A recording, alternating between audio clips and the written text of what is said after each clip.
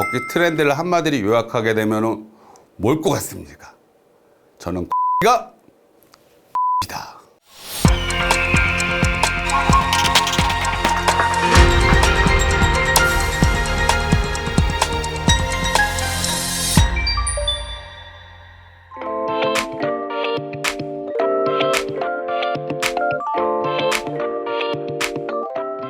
안녕하십니까. 걷기 트렌드 따라 걷기 걷기 전문 강사 김응석입니다. 이번 시간에는 걷기에 대해서 사회적 문화적으로 어떻게 발달되었는지 확인하도록 하겠습니다. 나무는 늙으면은 뿌리부터 늙고 사람은 늙으면은 다리부터 늙는다고 합니다. 이 걷기라는 게 너무 중요한데 2000년대 초반에는 파워워킹이라는 말이 떴습니다. 파워가 뭐죠? 말 그대로 힘있게 걷는다는 겁니다. 파워워킹에서 가장 중요한 포인트는 속도입니다. 시간당 6km 이상, 따지면은 분당 100m 이상으로 빠르게 걷게 됩니다.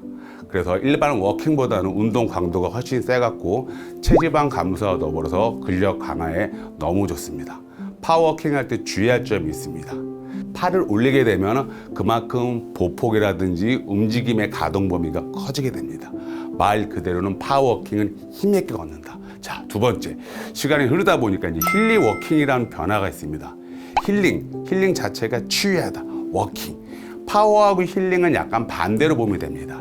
힐링은 말 자체로 내 몸에 질환이 있다든지 근골격계에 이상이 있을 때 재활 개념으로 쓰는 뜻이 더 맞을 것 같습니다. 자세는 파워워킹처럼 팔을 올린 자세가 아니라 팔을 내리면서 가볍게 걷는다는 느낌.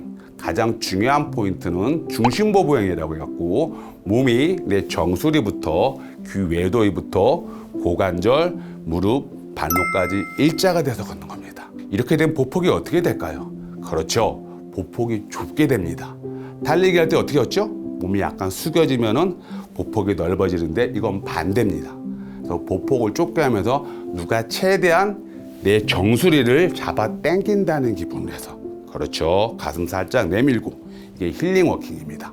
관절이 안 좋으신 분들은 그렇죠. 힐링 워킹가 훨씬 효과적입니다.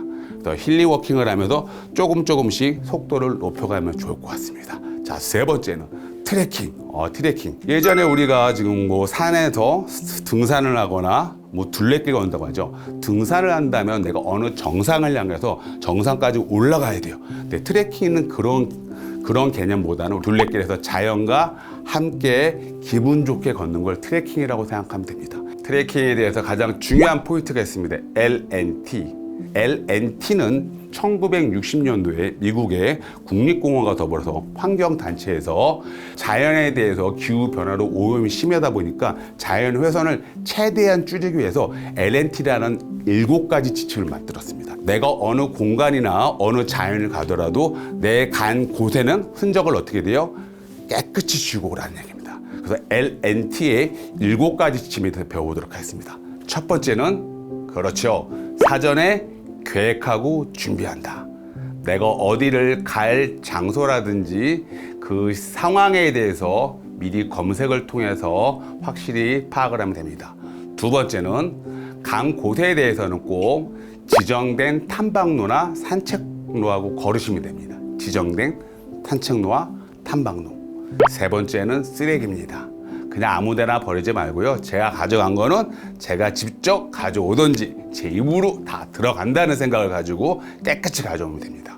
네 번째는 자연보호라고 생각합니다. 자연의 환경을 눈으로만 풍경 광경을 즐기시고 뭐 다른 소도구라든지 손을 이용하고 뭐 꺾거나 뭐 뜯거나 뭐 버리지 말라는 얘기입니다. 다섯 번째는요, 모닥불입니다. 특히 불을 피우면 안 되겠죠. 산속에서. 요즘에 또 사회적으로 인재와 더불어서 기후변화도 너무 급격한데 내 생명이 위급한 상황에 대해서 불을 피울 상황이라면 꼭 어떻게 돼요? 바닥에 방어막을 꼭 켜는 돌로 그리고 불씨가 나가지 않게 피우지 않아야 되겠지만은 위급한 상황에 생명의 위협이 닿는다면 꼭 피울 상황이라면 뭐요? 방어막을 꼭 세운다. 여섯 번째는요, 생태계의 존중입니다.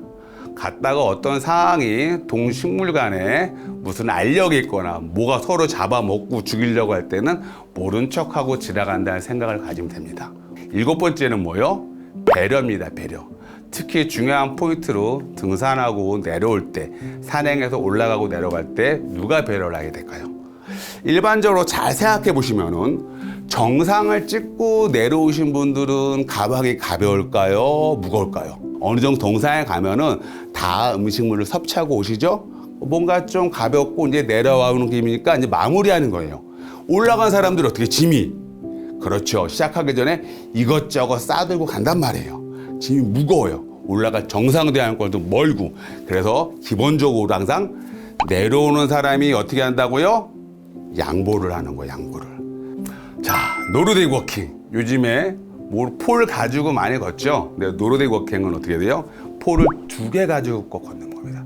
이게 1980년대에 핀란드에서 크로스컨트리 스키 선수들이, 그러니까 시즌하고 비시즌이 있습니다. 그러니까 비시즌에 눈이 없으니까 이걸 응용을 해갖고 재활 운동과 더불어서 강화 운동으로 노르딕 워킹을 시작했습니다. 중요한 포인트는 일반적으로 걷기는 하지라면은 노르딕 워킹 상지의 움직임이 크다는 거. 그리고 폴을 하나가 아니라 2개로. 그리고 폴의 지지면으로 바닥을 밀고 나간다는 느낌을 확실히 기억해야 됩니다. 인스타그램에서 폴로공이라는 말을 검색하게 되면은 거의 7만 6천 개 정도의 게시물이 뜬다고 하네요.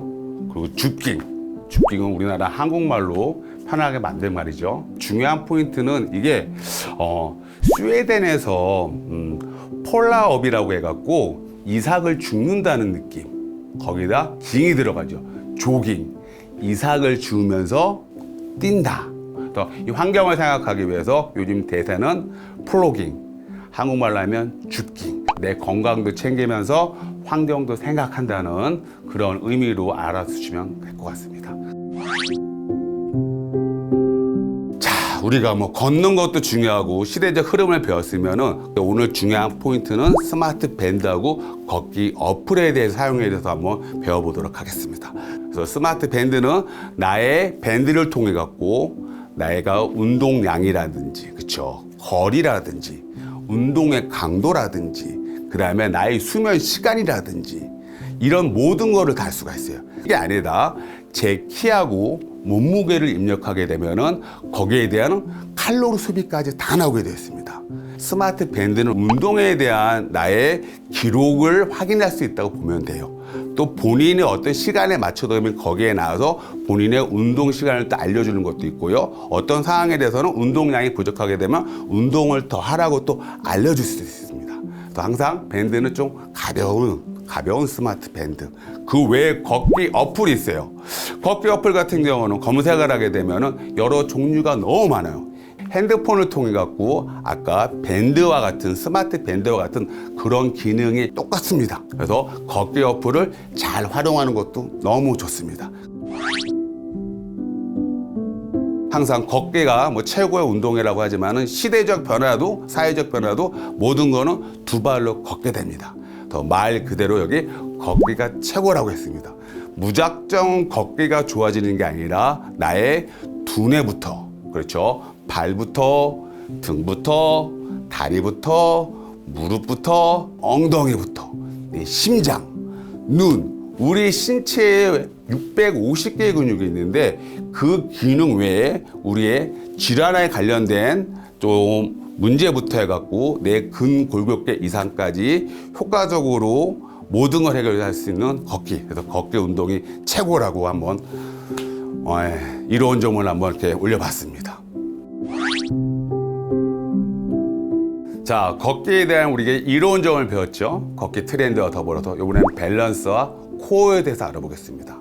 어차피 2발로 걷는 운동은요, 한 발이 떠야 돼, 안 떠야 돼요? 꼭 떠야 돼요. 그래서 밸런스가 상당히 중요합니다. 자세도 한쪽이 무너지거나 한쪽으로 치우치게 되면 몸에 이상이 있듯이 이 밸런스 너무 중요합니다. 2번째는 코어. 방송에서도 코어 외가 많이 나와요. 코어 근육, 우리 몸통에 있는 근육이라고 생각하면 됩니다. 자, 코어 근육, 바로 이런 부분입니다.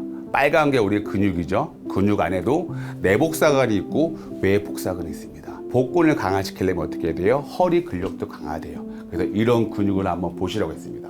엉덩이도 그래요.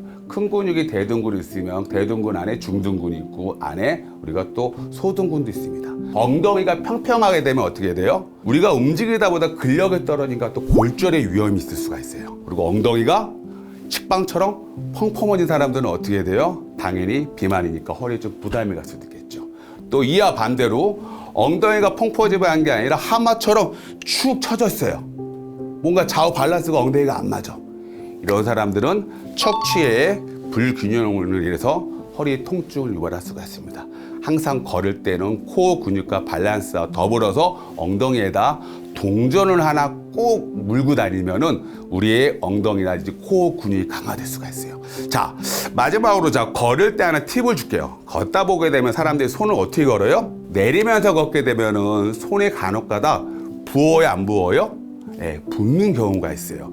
붓기를 가라앉히려면 내 심장보다 어떻게 돼요? 높은 곳에서 박수를 친다든지 반짝반짝을 하게 되면 붓기가 쫙 빠집니다. 그래서 무조건 일반적으로 손을 내려서 걷지 말고 중간에 손이 약간 부었다든지 좀 순환이 안 될 때는 어떻게 된다? 반짝반짝반짝반짝반짝. 그리고 다시 한번 더 걸으시면 좋을 것 같습니다. 우리가 걷기 트렌드 속에서 꼭 이 세 가지는 기본으로 들어가야 됩니다. 첫 번째는 뭐예요? 스트레칭. 운동의 효과와 더불어서 운동의 가동 범위를 넓히기 위해서는 꼭 스트레칭이 꼭 필요합니다. 근데 문제는 스트레칭을 하더라도 모든 운동은 운동하기 전에 준비 운동을 시작할 때는 동적 스트레칭을 하는 걸 꼭 명심하십시오. 자, 유산소 운동. 걷기 하면 뭐예요? 대표적인 유산소 운동이에요. 유산소 운동은 뭐예요? 반대는 또 무산소 운동이라고 했어요. 근력 운동이라도 많이 하지만은 중요한 포인트는 이래요. 유산소 운동을 하게 되면 우리 어느 기능이 좋아요? 특히 지구력 강화가 되면서 내 심폐 기능이 어떻게 좋아져요. 그리고 나이를 들게 되면 심폐 기능하고 근력이 떨어져요. 유연성이 떨어져요. 유연성이 떨어지고 나면 그 다음에 어떻게 돼요? 균형 감각이 떨어져요. 그래서 낙상 예방에도 문제가 많이 생겨요. 그래서 유산소 운동하고 무산소 운동을 병행하면 너무 좋다는 거 꼭 명심하세요. 유산소는 말 그대로 공기를 들여 마셨다 내뱉었다 간헐적으로 하는 운동. 무산소는 뭘까요? 무산소는 근력 운동이란 자체는 아주 쉽게 생각하면 어금니를 깨문다는 운동이라고 생각하시면 돼요. 그래서 우리 걷기 트렌드 따라잡기 해서 마무리는 이런 스트레칭하고 유산소하고 무산소 운동도 병행을 하면은 더 멋진 트렌드를 따라갈 수 있을 것 같습니다. 감사합니다. 걷기 트렌드를 한마디로 요약하게 되면은 뭘 것 같습니까? 저는 걷기가 답이다.